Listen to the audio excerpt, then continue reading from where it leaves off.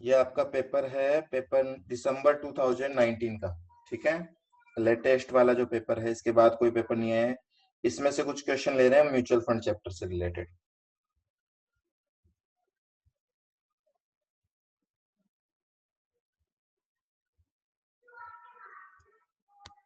देखो ये रहा question. The following information, 2 marks का क्वेश्चन है ये। The following information is extracted from mutual fund. Mutual fund का डेटा है एनएवी ऑन 1 नवंबर 2019। 1 नवंबर 2019 को जो एनएवी चल रही है वो है 65.78। Annualise return 15%। Distribution of income मतलब dividend and capital gain distribution दे रखे हैं आपको 50 पैसे और 30 पैसे पर यूनिट इन द मंथ, मतलब मंथ का डेटा है। तो क्लोजिंग में एनएवी कितनी होगी मंथ के क्लोजिंग में, बताओ। एनएवी पूछी गई है यहाँ पे, मंथ क्लोजिंग पे एनएवी कैलकुलेट करके कौन बताएगा?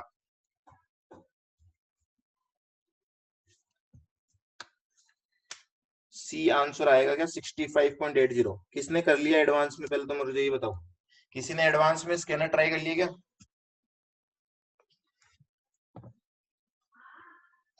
कोई है क्या जिसने स्कैनर ट्राई किए हो? किए हैं, वेरी गुड। यही मैं आपको बार बार मैं बोल रहा हूँ, जितना टाइम आपको मिले उसको यूटिलाइज ही करते रहो। ठीक है, कोई सब्जेक्ट नहीं मिल रहा आगे कर लो। स्कैनर के क्वेश्चंस तो उसी पे डिपेंड करेंगे अब सारे जो हमने पढ़ रखे हैं। आगे क्या बाकी लोगों का? स्नेहा ने तो पहले से निकाल रखा है इसलिए उसने बता दिया। अभी कैलकुलेट करो और अभी आंसर बताओ, क्या ये आंसर सही आ रहा है क्या? 65.8 सबका आ रहा है? कोई भी ऐसा जिससे ये अभी पता नहीं लग रहा हो कि किस तरीके से कैलकुलेट किया जाएगा? कोई भी हो आप में से? चाहते हो नाम नहीं है या प्राइवेट मैसेज कर दो, मैं नाम नहीं लूंगा, कोई इशू नहीं है। ऑप्शन आता है इसमें प्राइवेट मैसेज करने का भी, जो सबको नहीं दिखाई देता। सबको आ गया ना? चलो नेक्स्ट पे आ जाते हैं। ये आपका हो गया था, पोर्टफोलियो में हो गए थे ये क्वेश्चंस।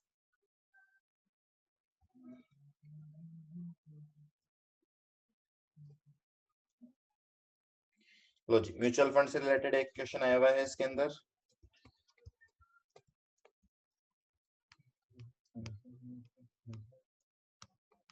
Next next.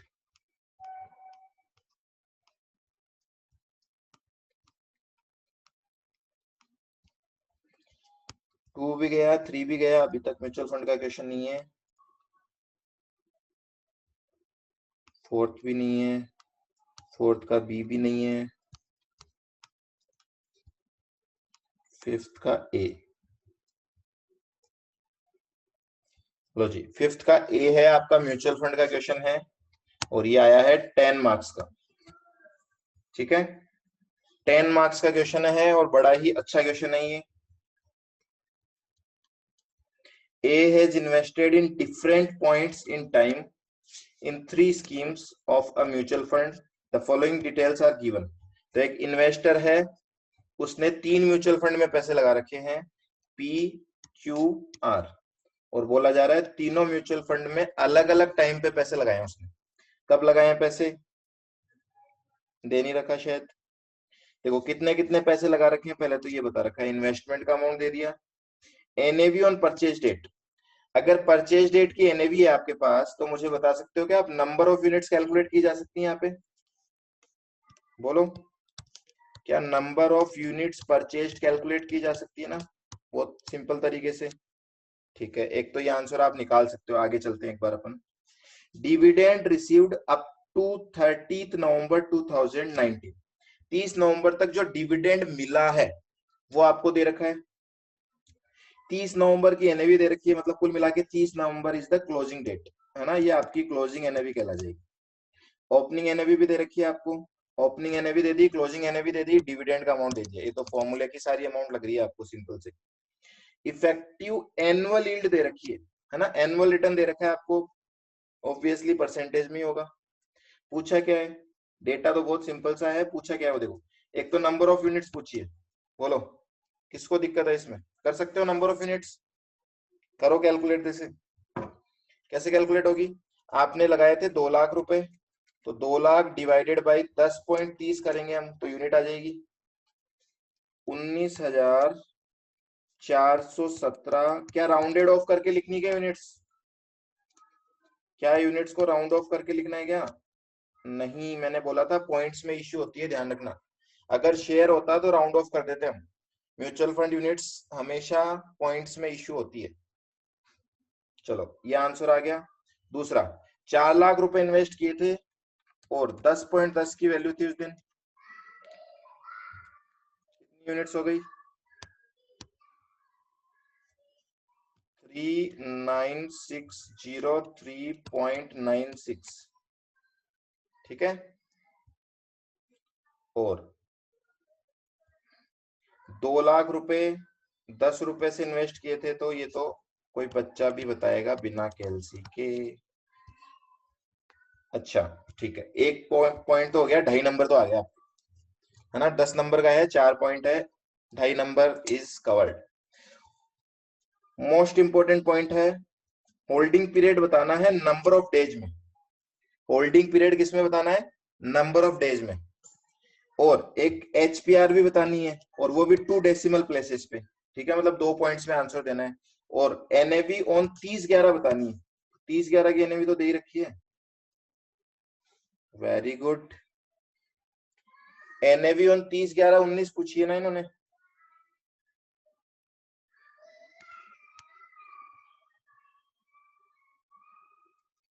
ये तो दे ही रखी है क्वेश्चन में। Also compute overall effective annual yield for a के लिए निकालनी है फिर आपको। तो देखो, अभी तो आप 3 म्यूचुअल फंड के लिए अलग अलग निकाल रहे हो ना, फिर आपको किसके लिए निकालनी है? अच्छा, ये एनएवी जो पूछी है ना, ये रुपीज में पूछी है, मतलब टोटल एनएवी निकाल देना आप यहाँ पे। ठीक है, ऊपर पर यूनिट से दे रखी है ना आपको, तो आप टोटल एनएवी निकाल देना यहाँ पे। Consider 365 days per annum. थोड़ा ज्यादा इजी है ये तो। अब मैं एक बात बताऊंगा आपको, जो पेपर दे के आए थे उनमें से कुछ बच्चों ने मुझे क्या बोला था आपके बार, ठीक है ना, क्योंकि ये तो लेटेस्ट अटेम्प्ट है, मुझे याद है उन्होंने क्या बोला। पहले तो आप बताओ मुझे, ये क्वेश्चन हार्ड है या सबको आ रहा है? ये समझ में कैसे होगा? कोई भी एक बच्चा जो मुझे ये बोले कि सर इस क्वेश्चन में कुछ मिस्टेक है या कुछ गड़बड़ है या कुछ हार्ड है। नहीं है ना कुछ हार्ड। अब देखो, इसी को बोलते हैं प्रैक्टिस की कमी। तो आप लोग पढ़ते हो, फिर उसके बाद में आप लोग बोलते हो हमारे समझ में नहीं आया, इसीलिए मैं आपको बार बार मैं बोलता हूँ, प्रैक्टिस करोगे तो ही होगा, काम बनेगा। केवल कोचिंग कर लोगे, पढ़ लोगे, उससे काम नहीं होगा। बाहर आके बच्चा बोलता है सर इस क्वेश्चन में हमें टाइम ही नहीं बता रखा, इस क्वेश्चन में हमें टाइम ही नहीं बता रखा कि कितने टाइम का होल्डिंग पीरियड है। अब मुझे बताओ इस सवाल का क्या जवाब दूंगा? मतलब आंसर में पूछ रहा है अगला कि होल्डिंग पीरियड बताओ हमें, और वो बच्चा बाहर आके बोलता है सर क्वेश्चन में होल्डिंग पीरियड नहीं दे रखा। मतलब इस तरीके से वो क्वेश्चन रीड कर रहा है कि उसको ये भी नहीं पता कि क्वेश्चन में पूछा क्या जा रहा है। जो चीज पूछी जा रही है उसके लिए तो वो कंप्लेंट कर रहा है कि वो क्वेश्चन में दे नहीं रखी। ठीक है, इसमें प्रॉब्लम क्या है समझ में आ रही है क्या आपको? इसमें प्रॉब्लम ये है कि उसका कंसंट्रेशन नहीं है। तो कंसंट्रेशन नहीं होगा तो फिर ऐसा ही होगा। चलो, नाम बताने में हम विश्वास रखते नहीं है, इसलिए हमारा कंसेप्ट है आप ऐसी गलती ना करें। कर सकते हो क्या आप? चलो आप कैलकुलेट करके बताओ मुझे फटाफट से। देखो, पहले इसमें एचपीआर निकाल लो, ज्यादा इजी हो जाएगा। एचपीआर निकालना है आपको जब आपको एनुअल रिटर्न दे रखा है ना। कहाँ है annual return? This is your annual return, और सारी इंफॉर्मेशन भी दे रखी है। तो मुझे एचपीआर कैलकुलेट करके कौन बताएगा?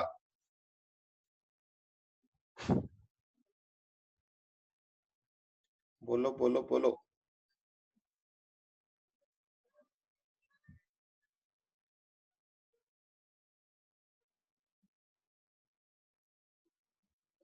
6.44% आ रही है पक्का? फर्स्ट की 6.44% आप बोल रहे हो एचपीआर आ रहा है, और होल्डिंग पीरियड कितना आएगा फिर?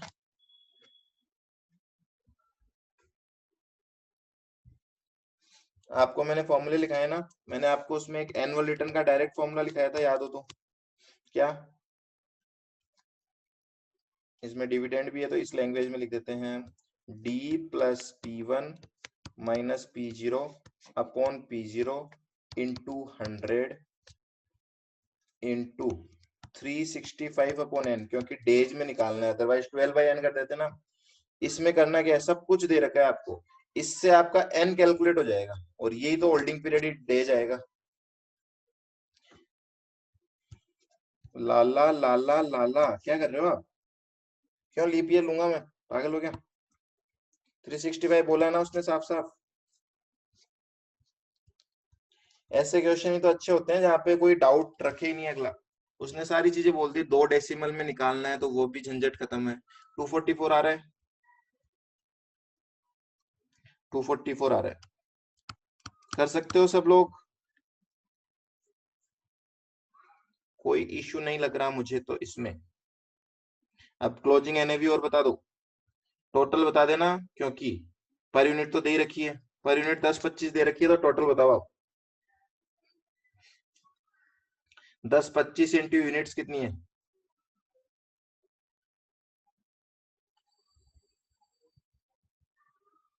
सर क्वेश्चन 1,99,029.17, तो 1,99,029 इसकी एनएवी आ जाएगी। ठीक है, हो जाएगा सबसे।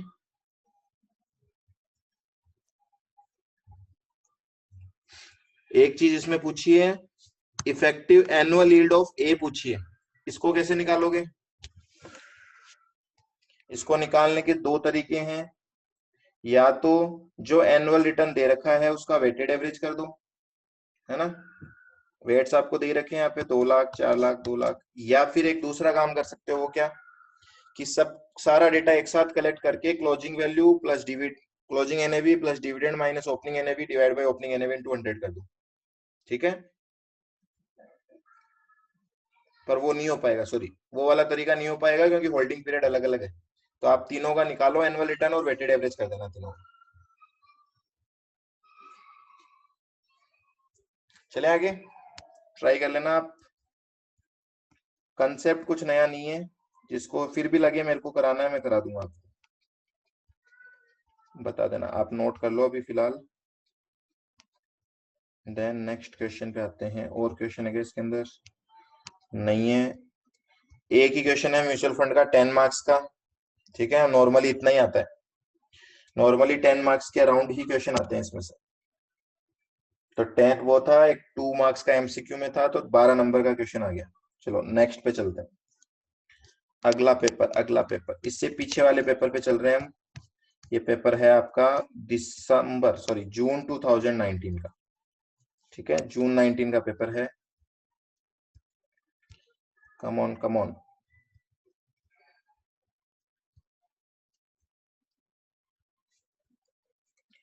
ये एमसीक्यू बताओ, चलो ये कौन सा छूट गया था हमारा? ये पोर्टफोलियो चैप्टर का है, कर लिया था क्या ये?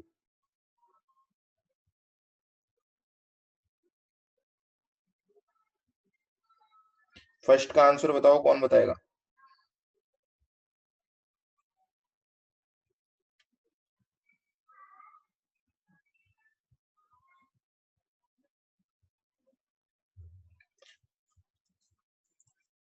एक्सपेक्टेड एनपीवी दे रखी है, स्टैंडर्ड डेविएशन दे रखा है। Which project will fit the requirement of low risk appetite? कम रिस्क लेनी है आपको। अगर किसी आदमी को रिस्क कम लेनी है तो उसको किस में इन्वेस्ट करना चाहिए? ए में। क्यों? Why why why? केवल एचडी देखेंगे क्या? नहीं, केवल एचडी नहीं देखेंगे, कंपेयर करेंगे ना एचडी और एनपीवी को, एनपीवी का भी तो रोल रखना है साथ में। तो क्या निकालोगे आप? HD per unit of NPV calculate कर देना है। हाँ, सीवी बोलते हैं जिसको, पर यहाँ पे क्या दे रखा है, एनपीवी रुपीज में दे रखा है आपको, एवरेज, एवरेज करके एनपीवी दे रखा है, तो यहाँ पे क्या निकाल दोगे आप? सीवी निकाल दोगे। रेशनल थोड़ी पूछा है, कुछ नहीं बोला तो रेशनल ही मानेंगे, है ना, कुछ नहीं बोलते ना तब उसको मान के चलते हैं। ये 3 इन्वेस्टर के टाइप तो मैंने आपको इसलिए बताए। तो लो रिस्क एपेटाइट, जिसका रिस्क एपेटाइट कम है तो वो पर यूनिट चेक करेगा हमेशा सबसे कम। तो इसमें आंसर ए आ रहा है आपका। ए आएगा क्या सीवी के बाद भी? चेक कर लो एक बार। अगर इनके सबके सीवी कैलकुलेट कर दिए जाए यहाँ पे तो 4000 अपॉन 60,000 होगा। प्रोजेक्ट सी आएगा, check it out, check it out. 4000 divided by 60,000 is 0.067। A आएगा, डी आएगा, सारे बता दिए। बी भी बता दो कोई फटाफट से। किसी ने बी नहीं बताया अभी तक। इसका पॉइंट 125 हो जाएगा। फिर 12,000 डिवाइडेड बाई 70,000, इसका हो जाएगा 0.17।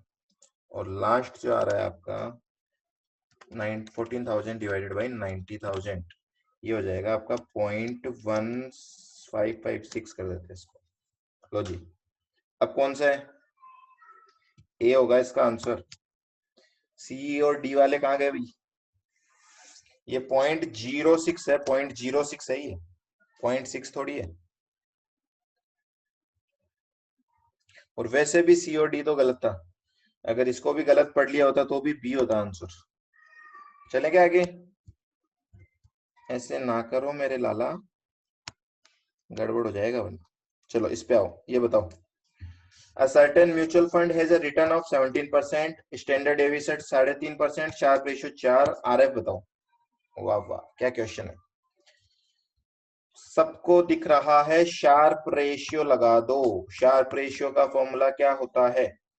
RP minus RF upon HDP. ठीक है, इससे शार्प रेशियो आता है। इसमें सब कुछ दे रखा है अगर हमें, तो हमारा क्या आरएफ नहीं आएगा? लो जी, इसको कैलकुलेट करने पे आरएफ कितना आता है? आरएफ आता है 3%, तो सी इज द आंसर। ऐसे क्वेश्चन आते हैं 2-2 मार्क्स के, क्या करें हम। चलो आगे बढ़ते हैं, और कुछ नहीं कर सकते। Next question.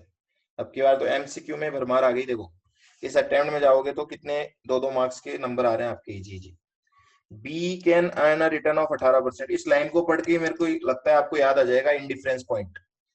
Investor return versus mutual fund return का कंसेप्ट क्या, इस लाइन को पढ़ते ही अगर दिमाग में आ रहा है ना, तो प्रैक्टिस पूरी है। Investing in equity share on in on, खुद पैसे लगा के 18% कमा सकते हैं हम, मतलब 18% का एक्सपेक्टेड रिटर्न है हमारा। Now he is considering a recently announced equity based mutual fund scheme in which initial expenses are 1%, recurring expenses are 2%. How much the mutual fund earn to provide B a return of 18%? ओ बोलो, ये तो बहुत easy दिया है इन्होंने। Mutual fund का return बोला है। म्यूचुअल फंड के रिटर्न का फॉर्मूला बताओ एक बार, कौन बताएगा? Mutual fund return is equals to, क्या फॉर्मूला था?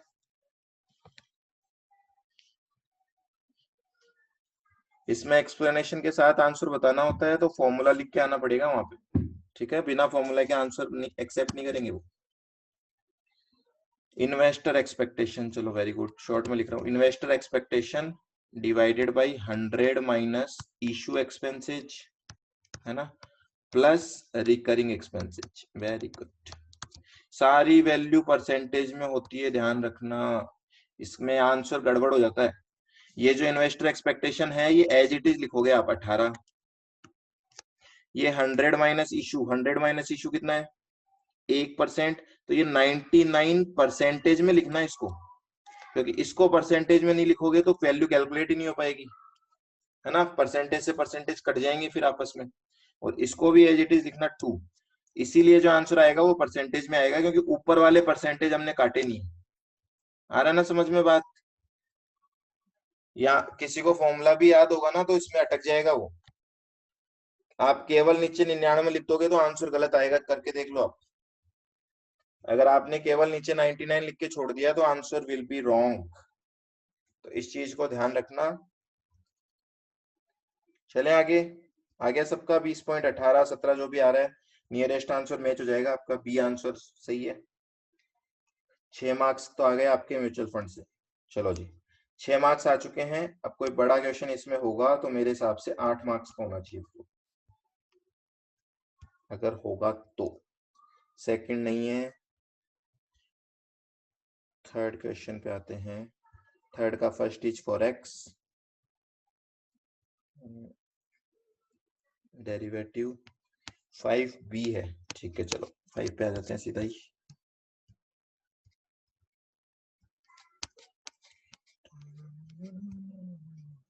ये रहा 5b।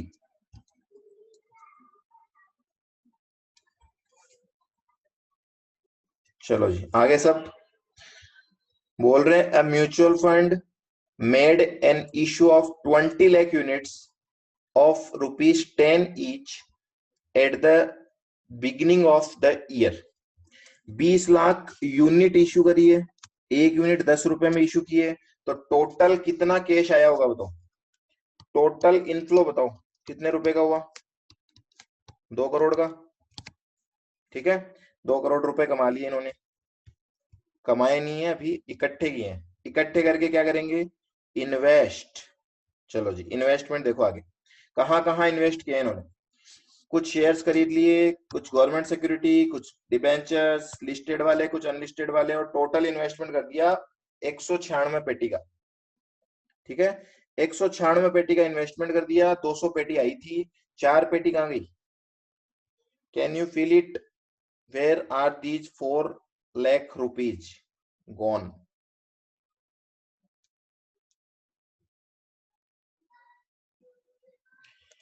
जरूरी नहीं है, मैंने आपको पहले भी बोला था, अजम्पशन है, दोनों अजम्पशन राइट है।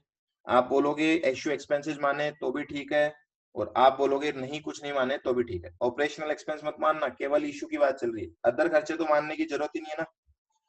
शुरू में 2 करोड़ के बदले 196 का इन्वेस्टमेंट किया है, तो शुरू में मानना है तो मानो, अदरवाइज मत मानो। पहले तो आगे के पढ़ेंगे हम, उसमें कुछ बोल रखा है तो ठीक है, अदरवाइज फिर डिसाइड करेंगे कि मानना है या नहीं मानना। ठीक है जी, चलो। During the year dividend of 24 lakh were received on equity shares, ये लो, इससे आपका कैश बढ़ेगा। Interest on all security was received for full year as on the valuation date, इससे भी आपका कैश बैलेंस बढ़ेगा। ध्यान रखना, फिर मिस्टेक कर देते हो आप, पढ़ते टाइम तो आपको याद होता है, बाद में क्या करते हो, जोड़ देते हो इन सबको। आप फील करके चलना, बैलेंस शीट बनानी है तो बैलेंस शीट में कहीं भी ये 24 लाख नहीं आएंगे, कहीं भी इंटरेस्ट नहीं आएगा। ठीक है, कहाँ आएंगी ये फिगर्स, ये फिगर्स आपके कैश बैलेंस में ऐड होगी, तो वो कैश का जो बैलेंस बैलेंस शीट में आएगा ना, उसमें ये जरूर ऐड हो सकती है, तो वो अलग से तो शो करनी नहीं है ना। वो कैश बैलेंस निकालते वक्त ध्यान रखना है कि 24 लाख प्लस इंटरेस्ट ऐड कर देंगे, और कुछ खर्चे होंगे तो लेस कर देंगे। ठीक है, equity shares have a value of 180 पर शेयर ऑन वैल्यूएशन डेट, 160 वाली चीज 180 की हो गई, तो इसकी वैल्यूएशन निकल जाएगी। अनलिस्टेड डिबेंचर्स जो थे वो 85% पे हो गए, इन्वेस्टेड वैल्यू का 85%, तो अनलिस्टेड 10 लाख के थे, ये 8.5 लाख के हो गए। Initial expenses 3 lakhs, very good, this point is very important. आपको यहाँ पे बोला गया था 4 लाख रुपए बच रहे हैं, उसमें से इन्होंने खुद ने बता दिया कि 3 लाख का इश्यू एक्सपेंसेस हुआ है, मतलब 1 लाख। अब अजम्पशन मत लेना, 1 लाख क्या माना जाएगा, अब 1 लाख का तो कैश बैलेंस बच जाएगा ना आपके पास। ठीक है, which are fully charge to the scheme in the first year. ठीक है सर, कैश लेस ना करंट लाइबिलिटीज में से माइनस करें तो गलत हो जाएगा। क्या लाइबिलिटी है क्या, वो इशू एक्सपेंसेस तो हो चुकी है ना। देखो बैलेंस शीट जब हम बनाते हैं, मेरे को ये बताओ, यहाँ जो आप एनएवी निकालोगे क्लोजिंग पे निकालोगे, क्लोजिंग की करंट लाइबिलिटी में कैसे आएगा वो अमाउंट, वो अमाउंट तो लग चुका होगा ना इशू वाले दिन। देखो ये इशू वाली डेट है और ये वैल्यूएशन वाली डेट है, वैल्यूएशन वाले डेट की बैलेंस शीट बना रहे हो ना, इशू एक्सपेंसेस क्या अभी भी पे करने बाकी है क्या। ऑपरेशनल एक्सपेंसेस की बात कर रहे हो क्या आप, तो वो हम चेक करेंगे। ऑपरेशनल एक्सपेंसेस आप क्वेश्चन में पढ़ के चेक करो कि वो अभी पेमेंट करना बाकी है या पेमेंट हो चुका है। ठीक है, अभी चेक करते हैं, आने दो ऑपरेशनल का point. Up to the end of the year operational expenses incurred were 4 lakhs, out of which 1.5 lakh remains payable in next year. तो देखो इन्होंने साफ साफ बोला है 4 लाख के टोटल खर्चे हैं, जिसमें से 1.5 लाख के बाकी हैं, तो करंट लायबिलिटी में 1.5 लाख आएगा, है ना। 4 लाख के खर्चे में से 1.5 लाख बाकी है, तो कैश बैलेंस में से कितना कम करूंगा मैं, 2.5 लाख रुपए ऑपरेशनल केस कम करूंगा यहाँ पे, ऑपरेशनल एक्सपेंसेस। समझ रहे हो क्या।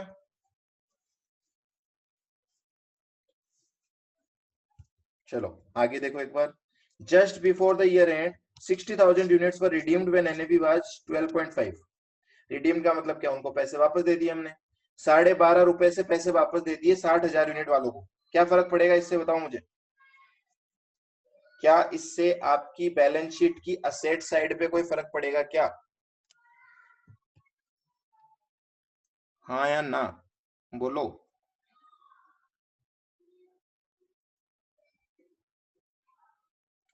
क्या इससे आपकी असेट साइड पे कोई फर्क पड़ेगा क्या, हाँ या ना? पड़ेगा, सिंपल सी तो बात है, कैश कम हो जाएगा ना आपका। ठीक है, कैश जाएगा, वेरी गुड। दूसरा, एग्जिट लोड 1% वाज चार्ज। अच्छा, एग्जिट लोड जो है वो म्यूचुअल फंड के लिए कैश इनफ्लो है या कि कैश आउटफ्लो है, बताओ।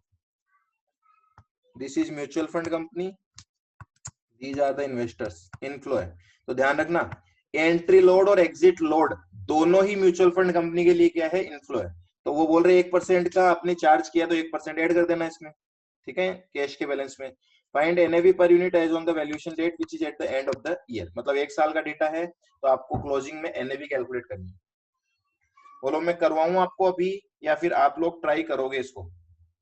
This is again very good question, question बहुत अच्छा है ये। ट्राई आप खुद करोगे तो मजे अलग ही आएंगे। मैं तो अभी टकाटक करा दूंगा। और मेन चीज इसमें केवल और केवल कैश बैलेंस निकालना है और कुछ भी नहीं है इसमें।